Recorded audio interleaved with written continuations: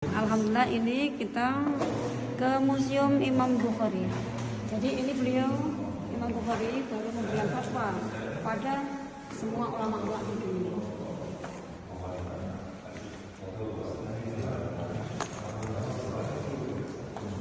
Ziarah di makam Imam Bukhari dan mengunjungi Museum Sejarah Imam Bukhari di Samarkand.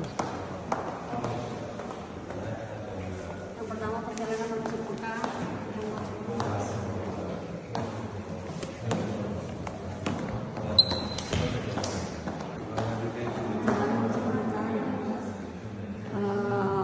Haji sama bapak ibunya. Terus ini memberikan kopi akan berhafal semuanya, hadis semuanya sudah. Jadi beliau kalau yang lanjut saya di sini gini, dia udah mulai belajar ilmu hadisnya di negara Arab kan, ya kita bisa lihat, coba cari itu yang mananya beliau, yang benar. yang tengah sebelahnya yang ingat yang orang yang ingat dicatat ya. Tahu kan kenapa? Karena dia sudah hafalkan semua hadis-hadisnya dan gurunya pun tanya sama dia, kenapa kamu? Pertama mereka pikir dia kan sombong, dan ini enggak, saya cuma sudah hafal. Ya, lanjut. Kalau di sini dia sama ulama-ulama negara Arab kan, sedang belajar kan hadis-hadisnya. Yang utamanya adalah ini, dia yang pernah memuji sama apa rasa hadis-hadisnya dan semua itu kaget dan sudah mulai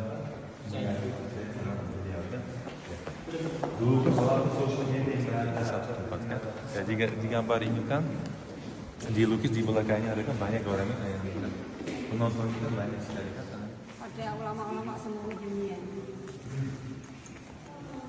Alhamdulillah kita sudah selesai dari museum yang samping makam Bukhari. Ini berada di samping makam Bukhari.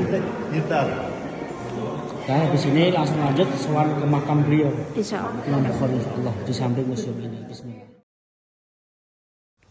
Alhamdulillah, kami rombongan dari Pondok Pesantren Al-Mu'ad Al-Maliki ini ziarah ke makam Imam Bukhari, perawi hadis yang terbanyak.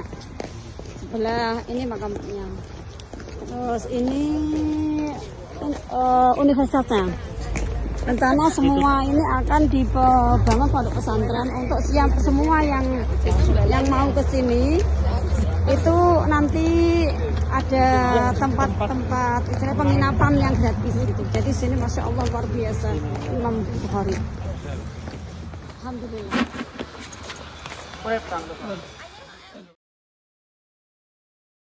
Al-Mu'ayyad Jaya,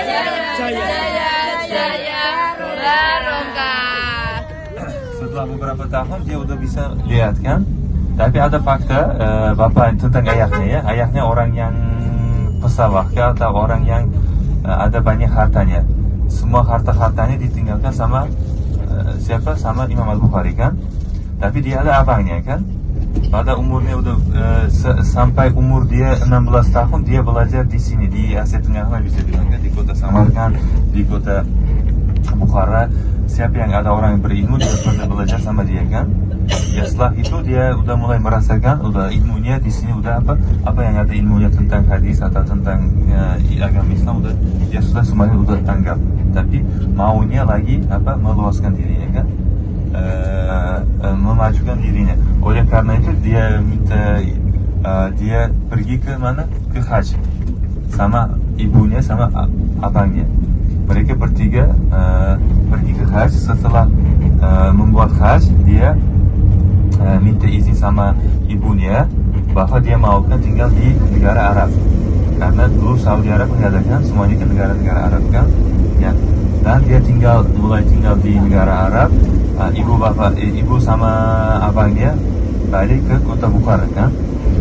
Hampir umurnya 60 tahun, lebih 40 tahun dia belajar dan cari ilmunya di negara asing, yaitu di negara-negara Arab, Irak, Iran. Ya, dia pernah murid Imam Maliki juga sana. Ya. Kita tahu kan dia kan dia kan perawi hadis. Dia selama seumurnya mengumpul ayat-ayat apa yang disebut sama Nabi Muhammad SAW kan. Ya.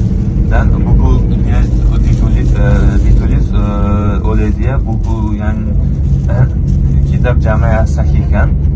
Dia untuk menulis buku itu dia mengumpulkan kira-kira 7.000 hadis kan, dan dia pilih dari hadis-hadis itu yang penting-pentingnya kan.